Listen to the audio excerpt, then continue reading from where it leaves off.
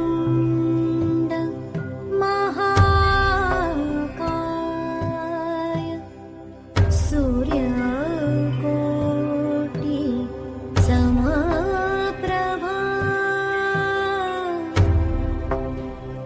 निर्विघ्नं कुरु मे देव सर्वकार्येषु सर्वदा।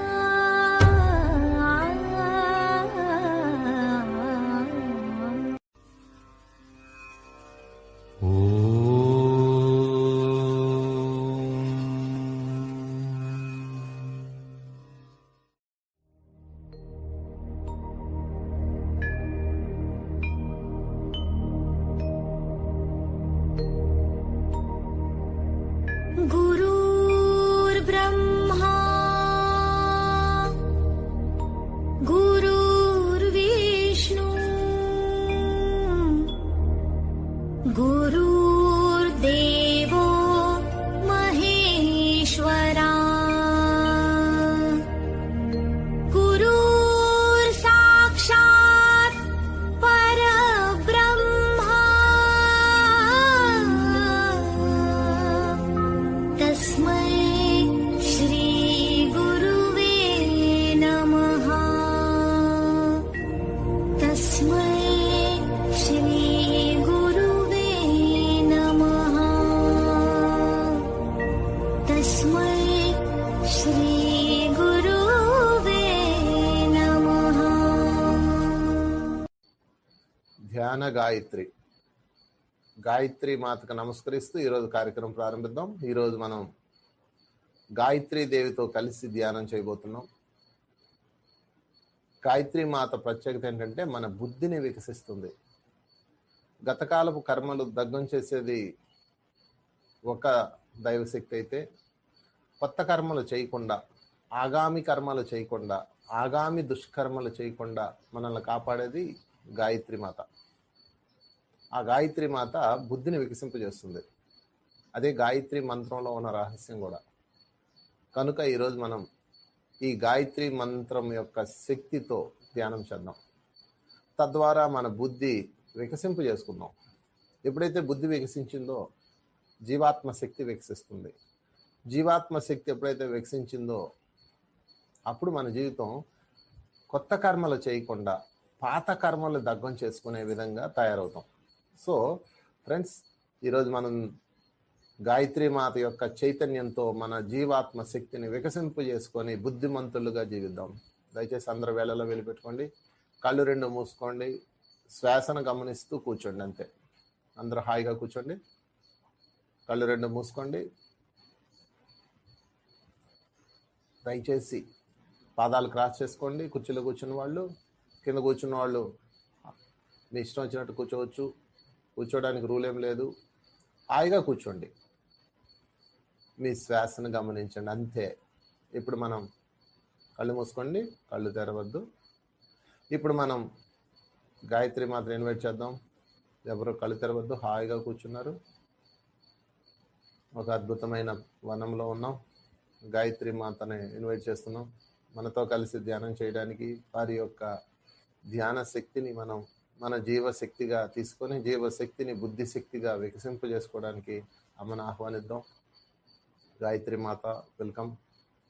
గాయత్రి మాతతో పాటు వారితో ఉన్న దేవీ దేవతలందరూ, వారి భక్తులు, వారి యొక్క చైతన్యానికి అనుసంధానమై ఉన్న వారందరినీ ఆహ్వానిస్తున్నాం.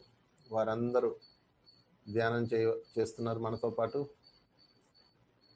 వారందరి మధ్యలో మనం కూర్చున్నాం, మనం కూడా ధ్యానం చేస్తున్నాం. ఎవరో కళ్ళు తెరవద్దు. గాయత్రిని ముందు మనం ఆహ్వానించి ధ్యానం చేస్తున్నాం. ముందుగా అమ్మని స్తోత్రంతో అలంకరించి గాయత్రి మంత్రం యొక్క శక్తిని ధ్యానంలో తీసుకొని, ఆ అమృతాన్ని తీసుకొని మన జీవితాన్ని వికసింపజేసుకున్నాం. ఎవ్వరూ కళ్ళు తెరవద్దు. ఉచ్ఛ్వాస నిశ్వాస, శ్వాస ద్వారా ధ్యాస ద్వారా. ఆలోచనలు వస్తుంటే ఆలోచనలు పట్టించుకోకండి, మీ శ్వాసనే గమనించండి. అద్భుతమైన క్షణం ఈరోజు ఫ్రెండ్స్, ఎందుకంటే బుద్ధిని వికసింపజేసే గొప్ప ధ్యానం చేయబోతున్నాం. జీవాత్మ శక్తిని వికసింపజేసే గొప్ప ధ్యానం చేయబోతున్నాం.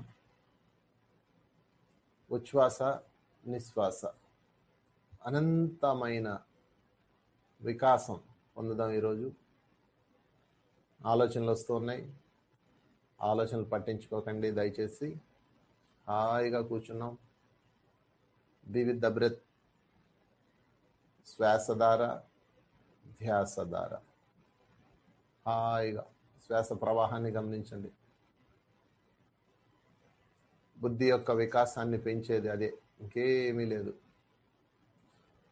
ఎప్పుడైతే విశ్వం నుంచి ఆ విస్ఫోటన శక్తి, ఆ విశ్వశక్తి, ఆ గాయత్రి శక్తి మన లోపలికి ప్రవేశించిందో, మన లోపల ఉన్న జీవాత్మ శక్తి నిద్రలేస్తుంది. ఎప్పుడైతే ఆ జీవాత్మ శక్తి నిద్రలేచిందో బుద్ధి వికసిస్తుంది.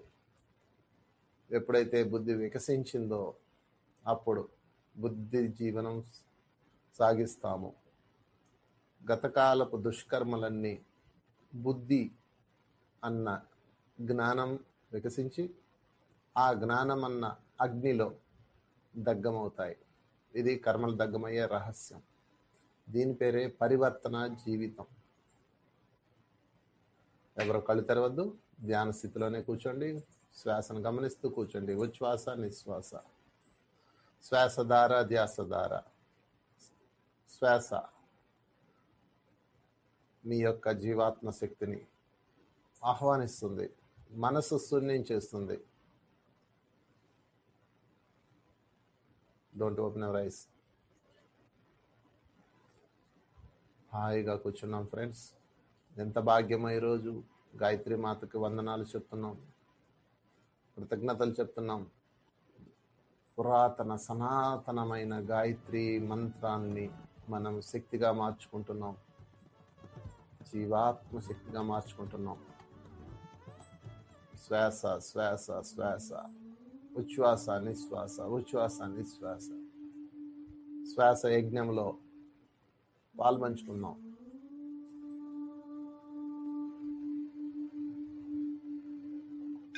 హాయిగా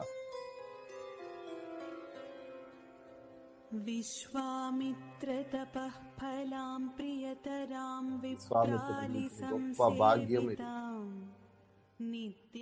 నిత్య వివేకదాం స్మితముఖీం ఖండే వివేకాన్ని పెంచే, జ్ఞానాన్ని పెంచే, బుద్ధిని పెంచే ధ్యానం గాయత్రి చైతన్యం. మార్తాండ మధ్యస్థితాం ఎవరు కళ్ళు తెరవద్దు. గాయత్రీం హరివల్లభాం త్రినయనాం ధ్యాయామి పంచాననాం. జాతి పంకజకేతకీ కువలయై సంపూజితాం వారు కూడా ధ్యానంలో ఉన్నారు. గాయత్రి యొక్క రూపకర్త హృదయాన్ని అనుభవపూర్వకంగా బుద్ధిని ఇంపజేసిన గొప్ప మాస్టర్, వారికి వందనాలు. గాయత్రీం హరివల్లభాం త్రినయనాం ధ్యాయామి పంచాననాం. मञ्जीरध्वनिभिः समस्तजगतां मञ्जुत्वसंवर्धनीम् विप्रप्रेङ्खितवारिवारितमहारक्षोगणां मृण्मयीम् जप्तुः पापहरां जपासुमनिभां हंसेन संशोभिताम् गायत्रीं हरिवल्लभां त्रिनयनां ध्यायामि पञ्चाननाम् काञ्चीचेलविभूषितां शिवमयीं मालार्थमालादिकान् बिभ्राणाम् परमेश्वरीं शरणदां मोहान्धबुद्धिच्छिदाम् भूरादित्रिपुरां त्रिलोकजननीं मध्यात्मशाखानुताम् गायत्रीं हरिवल्लभां त्रिनयनां ध्यायामि पञ्चाननाम् ध्यातुर्गर्भकृशानुतापहरणां सामात्मिकां सामगां सायङ्कालसुसेवितां स्वरमयीं दूर्वादलश्यामलाम् मातुर्दास्य विलोचनैकमतिमत्खेटीन्द्रसम्राजिताम् गायत्रीं हरिवल्लभां त्रिनयनां ध्यायामि पञ्चाननाम् सन्ध्यारागविचित्रवस्त्रविलसद्विप्रोत्तमैः सेविताम् ताराहारसुमालिकां सुविलसद्रत्नेन्दुकुम्भां तराम् राकाचन्द्रमुखीं रमापतिनुतां शङ्खादिभास्वत्करां गायत्रीं हरिवल्लभां त्रिनयनां ध्यायामि पञ्चाननाम्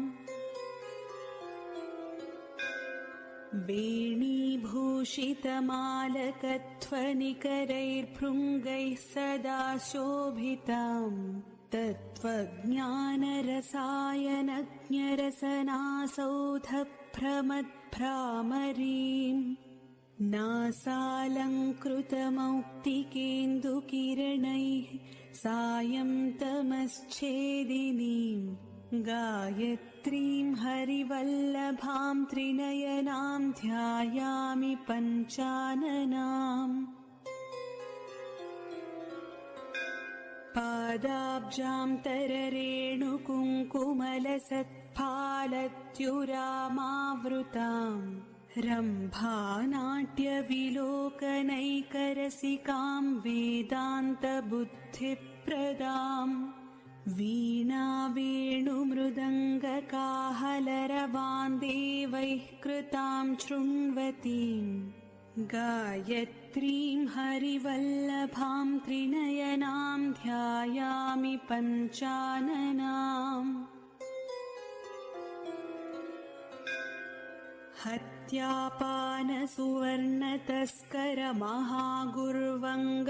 हत्यापानसुवर्णतस्करमहागुर्वङ्गनासङ्गमान् दोषां चैलसमान् पुरन्दरसमाः संच्छिद्य सूर्योपमाः गायत्रीं श्रुतिमातुरेकमनसा सन्ध्यासु ये भूसुरा जप्त्वा यान्ति परां गतिम् अनुमिमं देव्याः परं वैदिकाः इति श्रीगायत्री अष्टकं सम्पूर्णम्।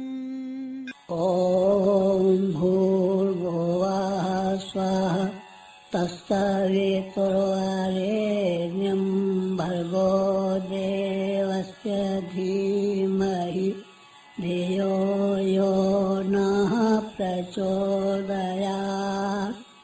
ॐ भूर्भुवः स्वः तत्सवितुर्वरेण्यं भर्गो देवस्य धीमहि धियो यो नः प्रचोदयात्। ॐ भूर्भुवः स्वः तत्सवितुर्वरेण्यं भर्गो देवस्य धीमहि धियो यो नः प्रचोदयात्। ॐ भूर्भुवः स्वः तत्सवितुर्वरेण्यं भर्गो देवस्य धीमहि धियो यो नः प्रचोदयात्। ॐ भूर्भुवः स्वः तत्सवितुर्वरेण्यं भर्गो देवस्य धीमहि धियो यो नः प्रचोदयात्।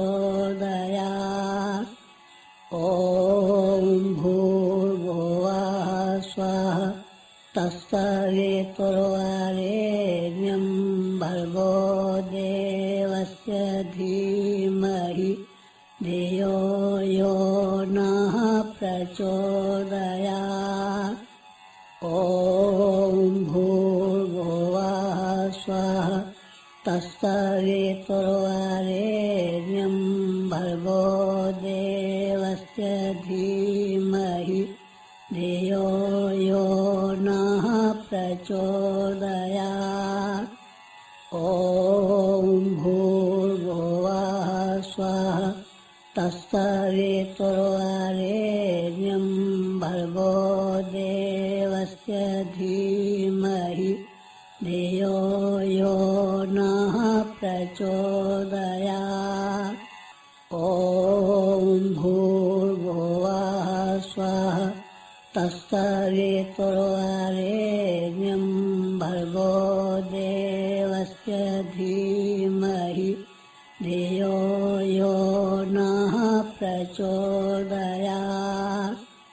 ॐ भूर्भुवः स्वः तत्सवितुर्वरेण्यं भर्गो देवस्य धीमहि धियो यो नः प्रचोदयात्। ॐ भूर्भुवः स्वः तत्सवितुर्वरेण्यं भर्गो देवस्य धीमहि धियो यो नः प्रचोदयात्। ॐ भूर्भुवः स्वः तत्सवितुर्वरेण्यं भर्गो देवस्य धीमहि धियो यो नः प्रचोदयात्। ॐ भूर्भुवः स्वः तत्सवितुर्वरेण्यं भर्गो देवस्य धीमहि धियो यो नः प्रचोदयात्। ॐ भूर्भुवः स्वः तत्सवितुर्वरेण्यं भर्गो देवस्य धीमहि धियो यो नः प्रचोदयात्। ॐ भूर्भुवः स्वः तत्सवितुर्वरेण्यं भर्गो देवस्य धीमहि धियो यो नः प्रचोदयात्। ॐ भूर्भुवः स्वः तत्सवितुर्वरेण्यं भर्गो देवस्य धीमहि धियो यो नः प्रचोदयात्। ॐ भूर्भुवः स्वः तत्सवितुर्वरेण्यं भर्गो देवस्य धीमहि धियो यो नः प्रचोदयात्। ॐ भूर्भुवः स्वः तत्सवितुर्वरेण्यं भर्गो देवस्य धीमहि धियो यो नः प्रचोदयात्। ॐ भूर्भुवः स्वः तत्सवितुर्वरेण्यं भर्गो देवस्य धीमहि धियो यो नः प्रचोदयात्। ॐ भूर्भुवः स्वः तत्सवितुर्वरेण्यं भर्गो देवस्य धीमहि धियो यो नः प्रचोदयात्। ॐ भूर्भुवः स्वः तत्सवितुर्वरेण्यं भर्गो देवस्य धीमहि धियो यो नः प्रचोदयात्। ॐ भूर्भुवः स्वः तत्सवितुर्वरेण्यं भर्गो देवस्य धीमहि धियो यो नः प्रचोदयात्। ॐ भूर्भुवः स्वः तत्सवितुर्वरेण्यं भर्गो देवस्य धीमहि धियो यो नः प्रचोदयात्। ॐ भूर्भुवः स्वः तत्सवितुर्वरेण्यं भर्गो देवस्य धीमहि धियो यो नः प्रचोदयात्।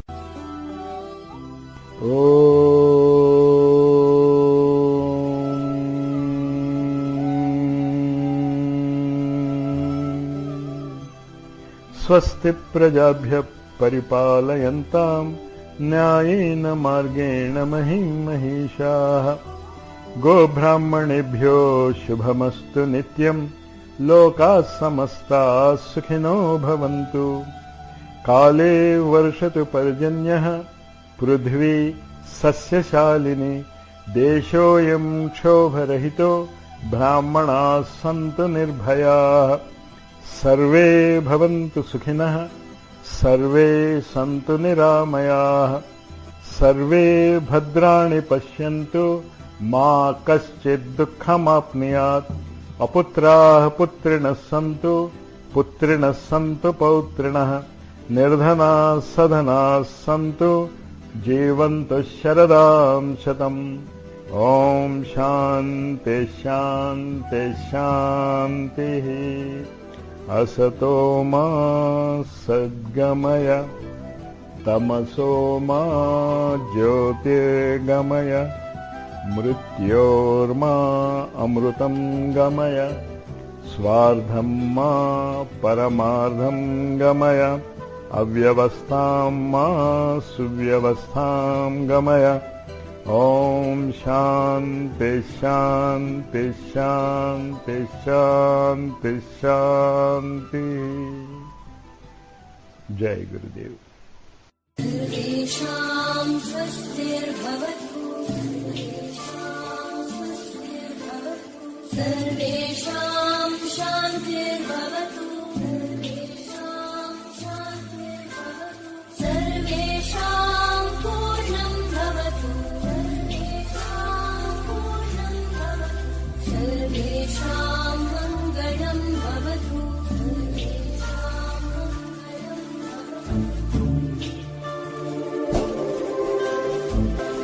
सर्वे भवन्तु सुखिनः सर्वे सन्तु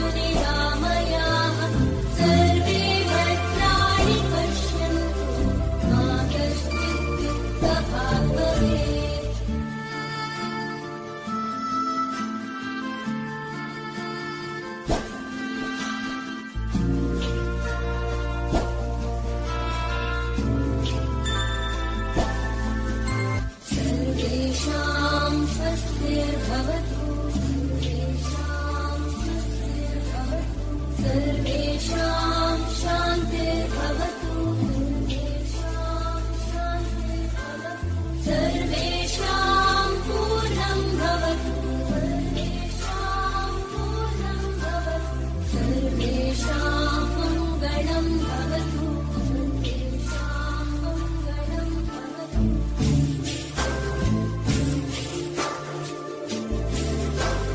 सर्वे भवन्तु सुखिनः सर्वे सन्तु निरामयाः सर्वे भद्राणि पश्यन्तु मा कश्चित् दुःखभाग् भवेत् सर्वेषां स्वस्तिर्भवतु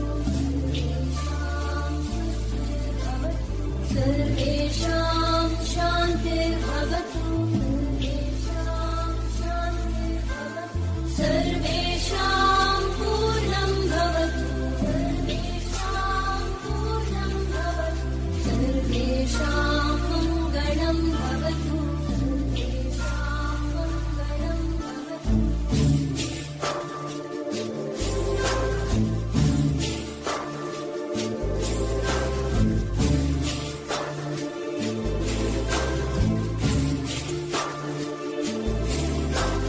सर्वे भवन्तु सुखिनः सर्वे सन्तु निरामयाः सर्वे भद्राणि पश्यन्तु मा कश्चित् दुःखभाग् भवेत् सर्वे भवन्तु सुखिनः सर्वे सन्तु निरामयाः सर्वे भद्राणि पश्यन्तु मा कश्चित् दुःखभाग् भवेत्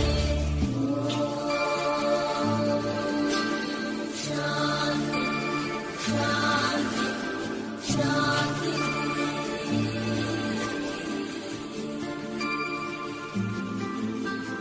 शान्ति शान्ति शान्ति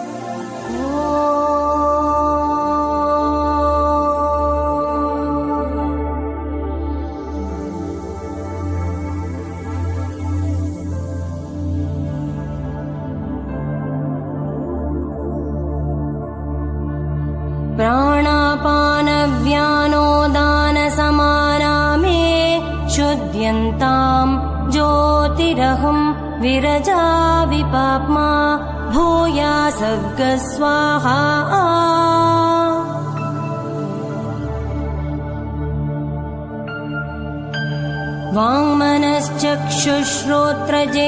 वाङ्मनश्चक्षुश्रोत्रजिह्वाद्राणरेतो बुद्ध्याकोटिसङ्कल्पा मे शुद्ध्यन्ताम् ज्योतिरहं विरजा विपाप्मा भूया सर्गस्वाहा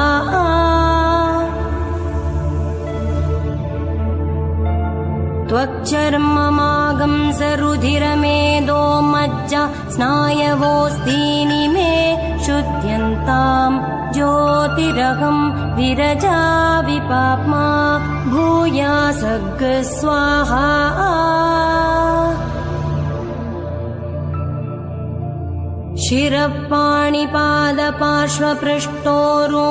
शिरःपाणिपादपार्श्वपृष्ठोरोदरजङ्गशिष्णु हस्तपायवो मे शुद्ध्यन्ताम् ज्योतिरहं विरजा विपाप्मा भूया सर्गस्वाहा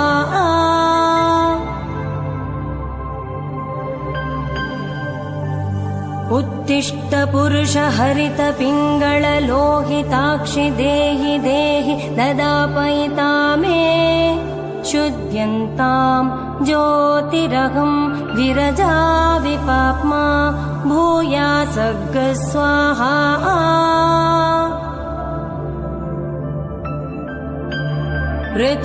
पृथिव्यापस्तेजो वायुराकाशा मे शुद्ध्यन्ताम् ज्योतिरहं विरजा विपाप्मा भूया सर्गस्वाहा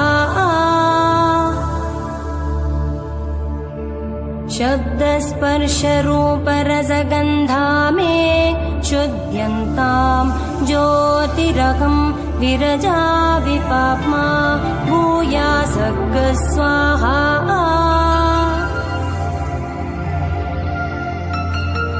मनोवाकाय कर्माणि मे शुद्ध्यन्ताम् ज्योतिरहं विरजा विपाप्मा भूया सर्गस्वाहा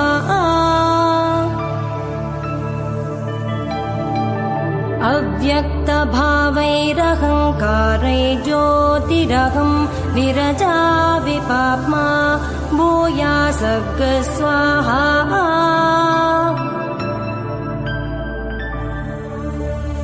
आत्मा मे शुद्ध्यन्तां ज्योतिरहं विरजा विपाप्मा भूयासर्ग स्वाहा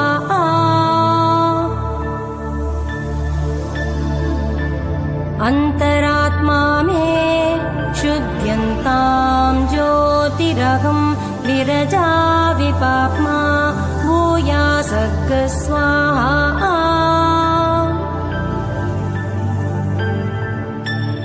परमात्मा मे शुद्ध्यन्तां ज्योतिरहं विरजा विपाप्मा भूयासर्ग स्वाहा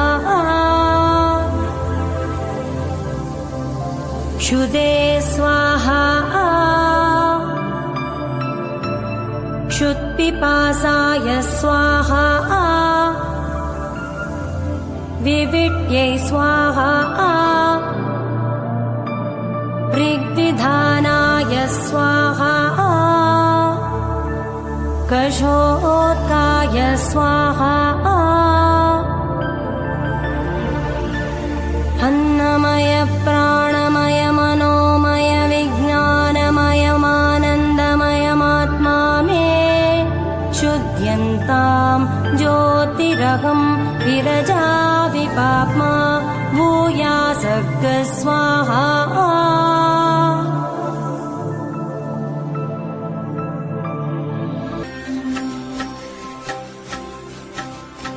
కాంతి కిరణాలతో కలికి మెడలో మెరిసే కళ్యాణ సూత్రం కునీరాజనం కాంతలందరి పసుపు కుంకుమలు కాపాడు కాత్యాయనికి నిత్య నీరాజనం బంగారు తల్లికిదే నీరాజనం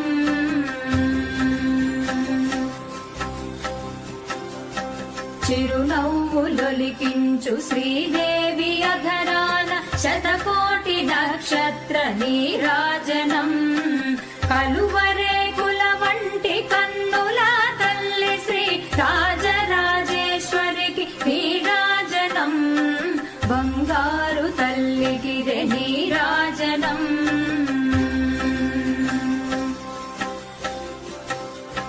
ముదమార మోమున ముచ్చటగ ధరించు కస్తూరి కుంకుమకు నీరాజనం చంద్రవంకను శిరోమకుటముగ దాల్చు సౌందర్యలహరికిదే నీరాజనం బంగారు తల్లికిదే నీరాజనం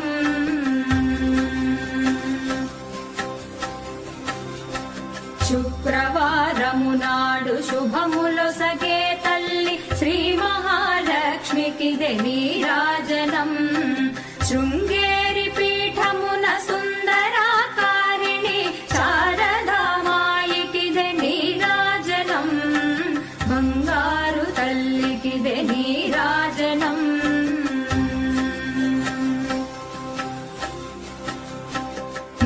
ముగ్గురమ్మలకును మూలమగు పెద్దమ్మకు ముత్యాలతో నిత్య నీరాజనం జన్మ జన్మల తల్లి జగదీశ్వరి నీకు భక్త జనులిచ్చేటి నీరాజనం బంగారు తల్లికిదే నీరాజనం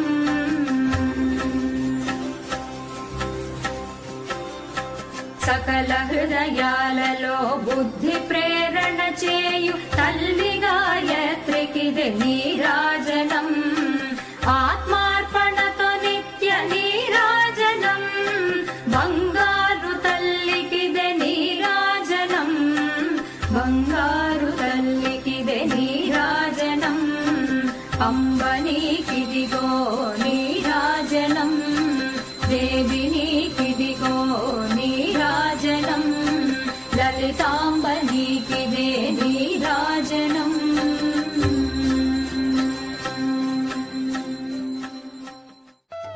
ఆఖరి 5 సెకండ్లు 5 4, 3, 2, 1, 0. నెమ్మదిగా చేతి వేళ్ళు కనురెప్పల మీద పెట్టుకోండి. మీ చేతులు 2 విడదీసి మీ చేతి వేళ్ళు కనురెప్పల మీద పెట్టుకోండి. 5, 4, 3, 2, 1, 0. నెమ్మదిగా చేతులు తొలగిస్తూ ధ్యానం నుంచి బయటకు వద్దాం. Thank you. గట్టిగా చప్పలు కొట్టుకుందాం. ధ్యానానికి అద్భుతంగా ధ్యానం చేసాం గాయత్రి మాత యొక్క శక్తితో.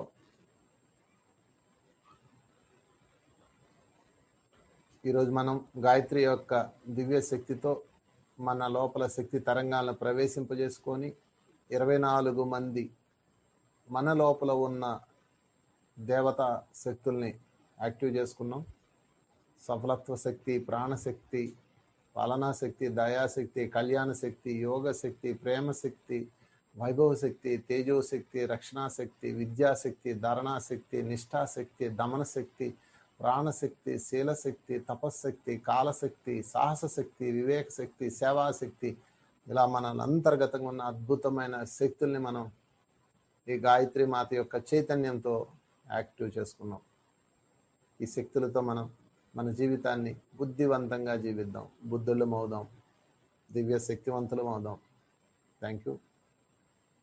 గాయత్రి మాతకి ఒకసారి గట్టిగా చప్పలు కొడదాం. ఇంతసేపు అద్భుతమైన ధ్యానాన్ని అందించినందుకు, అద్భుతమైన శక్తిని అందించినందుకు వచ్చిన విశ్వామిత్రుడికి, మిగతా మిత్రులందరికీ, మాస్టర్స్ అందరికీ గట్టిగా చప్పలు కొడుతూ థ్యాంక్ యూ చెప్తూ వాళ్ళందరికీ బాయ్ బాయ్ చెప్దాం. Thank you very much friends. మన గురువు అయిన